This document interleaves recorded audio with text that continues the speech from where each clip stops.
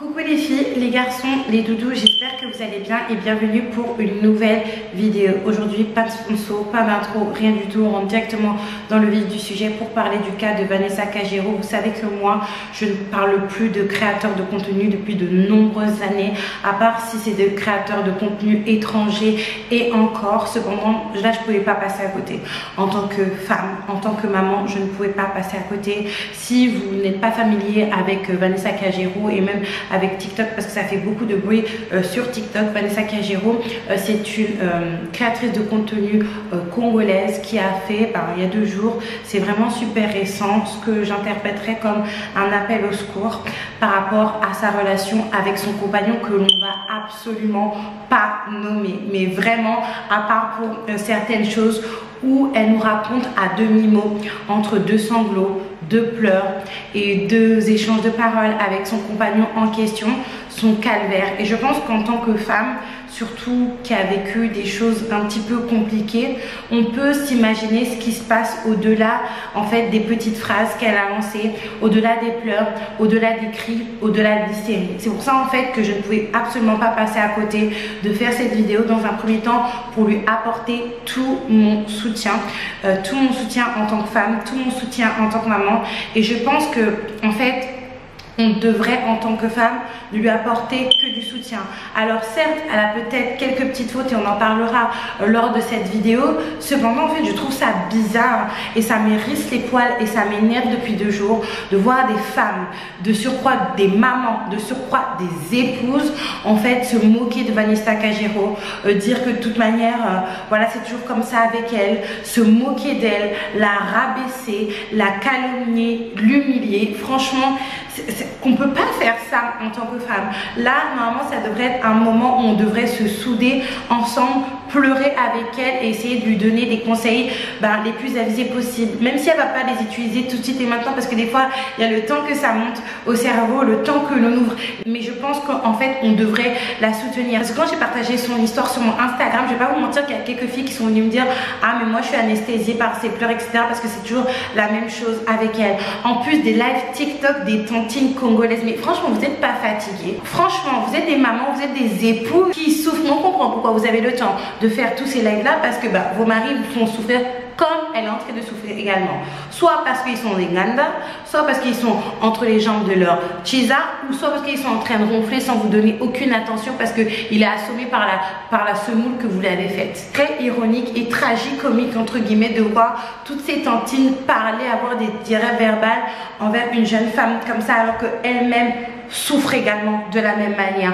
On se connaît, je suis congolaise, vous êtes congolaise pour celles qui vont se sentir visées. Et sentez-vous visées parce que je vous vise directement à vous. Je n'ai pas de tabou avec ça, que vous avez les mêmes souffrances, que vous avez les mêmes problèmes. Et je pense que dans ce genre de cas-là, on devrait juste en fait, pour faire changer les mentalités, pour faire changer le comportement des hommes, parce que j'ai l'impression qu'il y a beaucoup de traumas ancestraux, aussi culturels, qui poussent certains hommes à se comporter de la manière de son compagnon. Et on devrait se lever et dire juste stop en fait. Tout simplement. Alors c'est vrai que Vanessa souffre peut-être de dépendance affective et elle a très certainement des traumas d'enfance, des traumas familiaux. De toute façon, elle-même dit que en fait on l'a toujours abandonnée, qu'elle a vécu une vie de souffrance, etc. Et qu'elle devrait, avant de vouloir se mettre en couple, de soigner ses blessures du passé. Mais pourquoi en fait quand on pointe des comportements bizarres, on ne pointe pas le comportement de son compagnon en fait? Je ne sais pas si vous vous rendez compte de la gravité des comportements de ce monsieur-là. Déjà, il y a la violence physique. La violence physique faite sur une femme enceinte. C'est-à-dire qu'en fait, ton enfant, il est même pas né. Tu l'as déjà bastonné, en fait.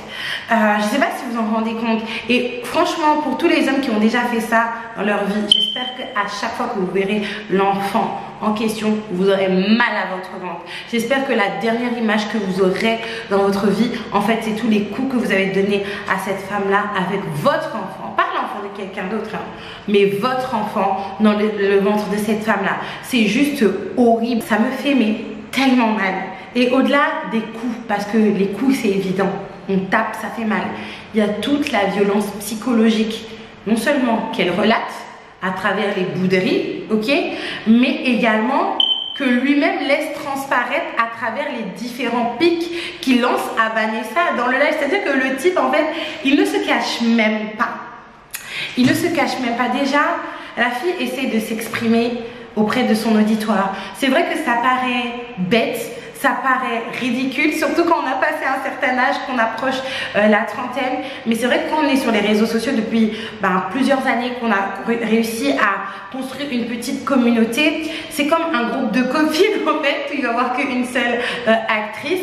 Et en fait, les personnes en face, même s'ils ne nous connaissent pas dans notre entièreté et dans notre intimité, vous savez, à force de nous voir, il y a des choses qui nous trahissent et donc ils vont nous connaître au final.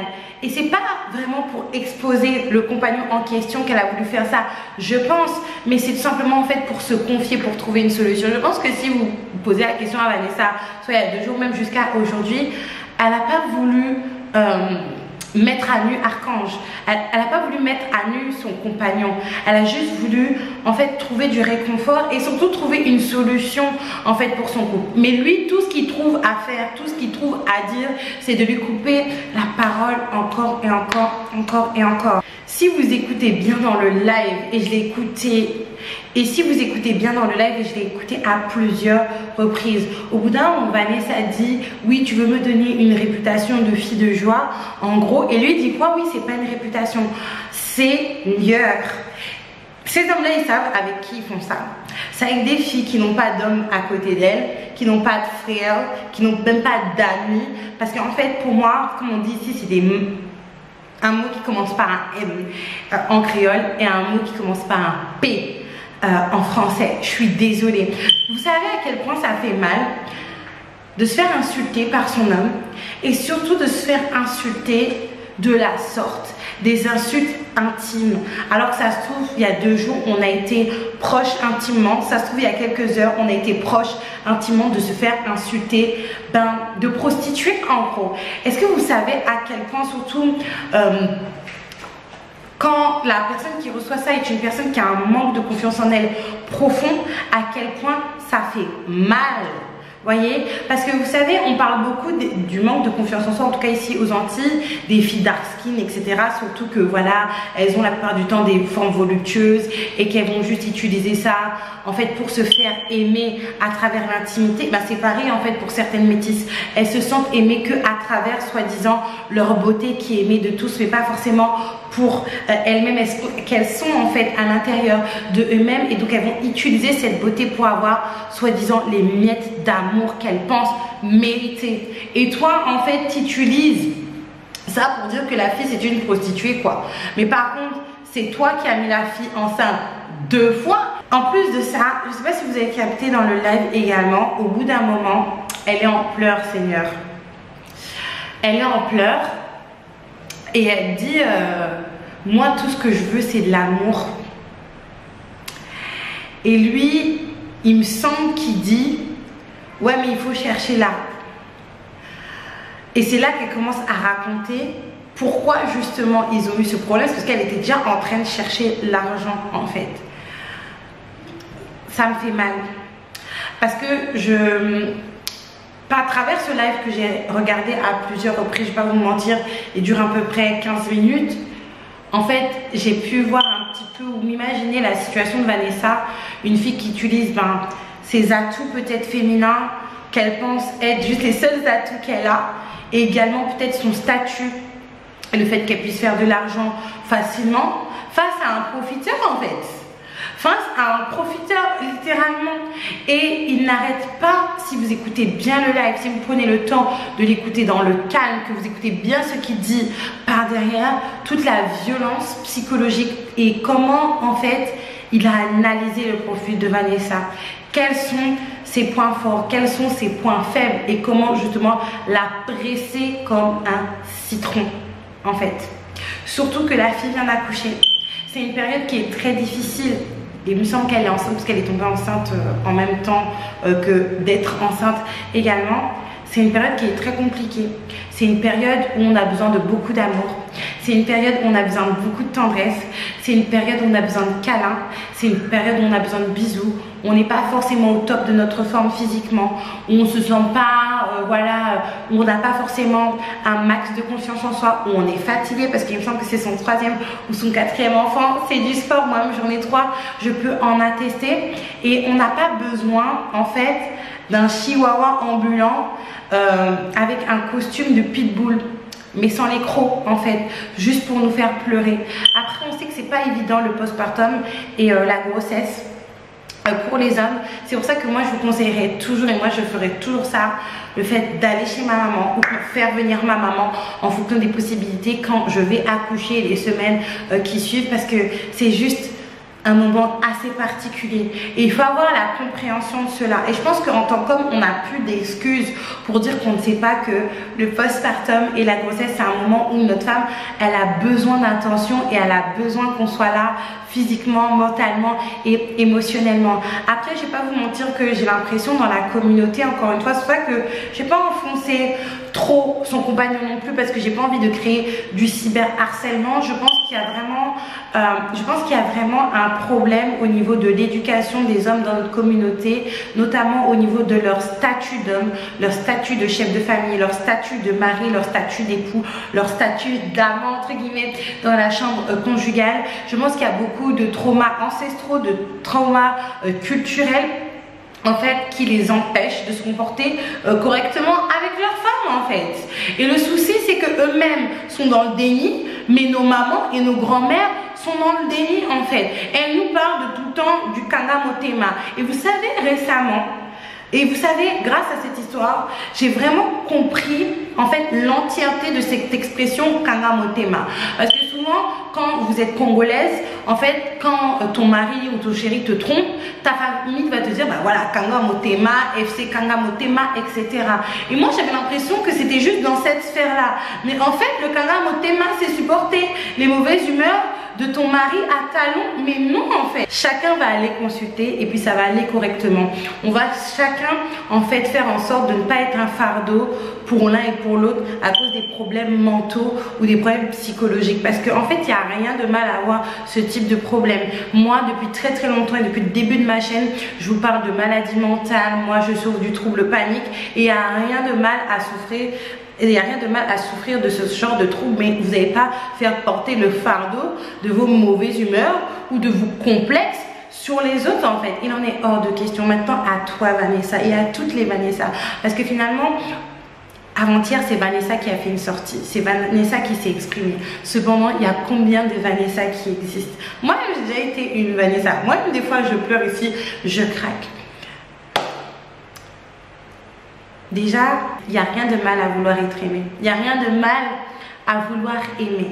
Et c'est pas parce que tu es maman ou que tu avais eu des enfants d'ailleurs de plusieurs papas que tu n'as pas le droit de vouloir refaire ta vie, d'aimer de nouveau, de te marier. Et d'ailleurs, ne l'écoute pas lui là-bas. Même si tu as 10 enfants, 5 enfants, un homme qui t'aime vraiment te mariera avec tes enfants et aimera tes enfants comme si c'était les siens. Un homme qui t'aime vraiment en fait t'aimera comme ça et aimera tes enfants comme ça, il fera tout cela pour toi. Il n'y a pas de mal à espérer cela. N'écoute pas les professionnels de la stratégie féminine qui font des lives, etc.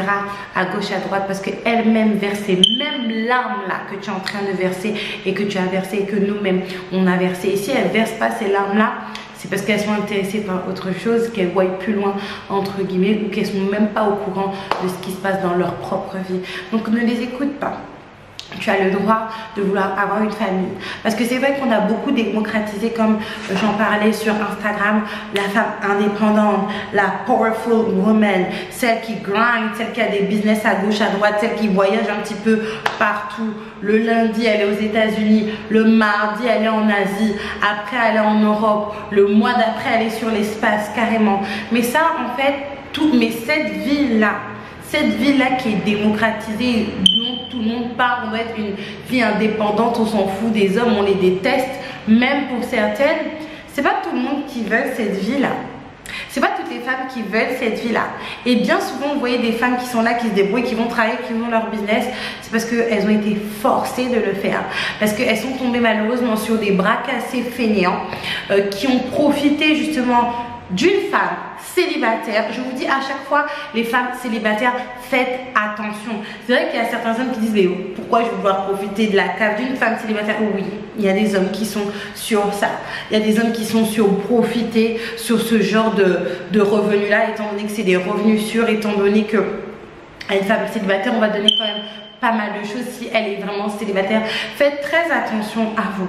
Et c'est quand on est tombé en fait sur ce genre d'homme là qui te tire plus vers le bas que vers le haut, que tu es obligé de trouver tes solutions, que tu es obligé de te débrouiller. Mais il y a des filles en fait, si elles seraient tombées sur des hommes qui gagnent un peu ou qui gagnent beaucoup, qui sait assurer son rôle d'homme, parce que moi je ne me cache pas qu'un homme c'est censé aller travailler pour sa famille, moi je me cache absolument pas. Et bien elle serait restée calmement à s'occuper de ses enfants, de son foyer, avoir une petite activité ou pas. Il y a beaucoup de femmes qui ont été forcées de le faire. Moi personnellement, comme je dis sur Instagram, en toute honnêteté et en toute transparence, sans rabaisser qui que ce soit, parce que moi je ne rabaisse personne. Moi, tout ce que je fais là, faire des vidéos, être sur Agafit, faire des consultations, me former par rapport à la perte de poids, c'est parce que à un moment dans ma vie, j'ai été forcée de le faire. J'ai été forcée de puiser dans mes ressources pour pouvoir générer du capital parce que je n'étais pas à côté d'une personne qui pouvait nous mettre à l'abri. C'était malheureusement par rapport à plusieurs paramètres, quelqu'un qui nous tirait vers le bas. Et c'est pas toutes les femmes, encore une fois, qui veulent des business à gauche, à droite. Il y a juste des femmes qui veulent faire leur tarte, regarder Desperate Housewives en même temps, faire leur repassage, peut-être être sur les réseaux sociaux parce que c'est la nouvelle activité à la mode et puis c'est tout. Et il n'y a rien de mal dans ça. Tout simplement à toutes les Vanessa et à toi Vanessa si c'est ton cas, mais en tout cas tu as envie d'être aimée, c'est ce que l'on voit. C'est pas tout le monde qui mérite ton amour. Et c'est pas avec tout le monde que tu pourras avoir le style de vie que je viens de te décrire. Parce qu'il y a des vampires énergétiques. En plus d'être des vampires financiers, ce sont des vampires énergétiques qui ne te rendront jamais heureuse. Et tu auras beau tout faire. Parce que je l'entends dire, oui, je fais tout, je donne tout. Elle est même partie jusqu'à dire qu'elle travaille, elle donne des enfants, elle écarte les jambes. Et malgré ça, c'est pas assez. Et je t'assure, même si tu te transformerais en extraterrestre, tu aurais 1 million d'euros. Quoique, il y a des gens qui restent tranquilles face à l'argent, mais la plupart du temps, en fait, ça ne sera jamais assez.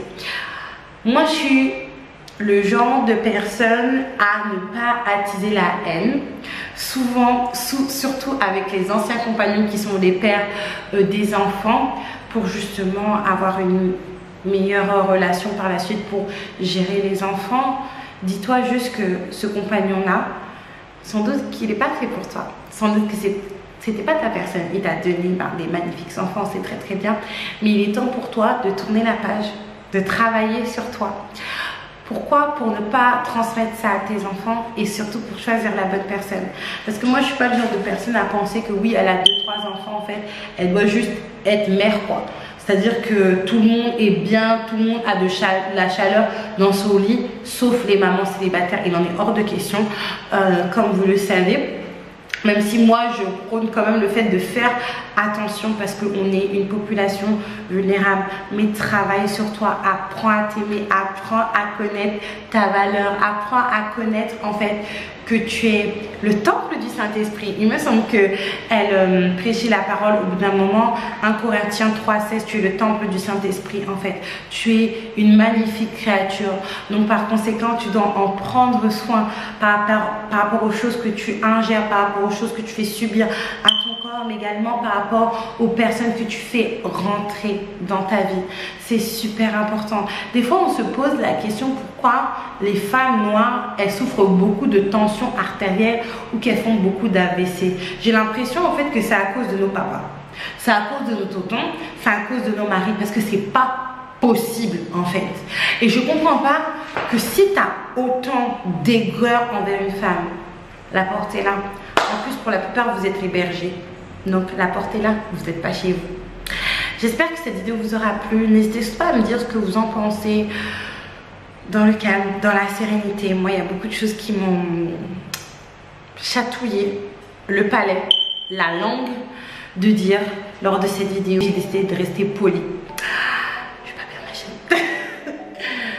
N'hésitez pas à liker, commenter, partager cette vidéo. Moi, je fais un gros bisou et je vous dis à la prochaine.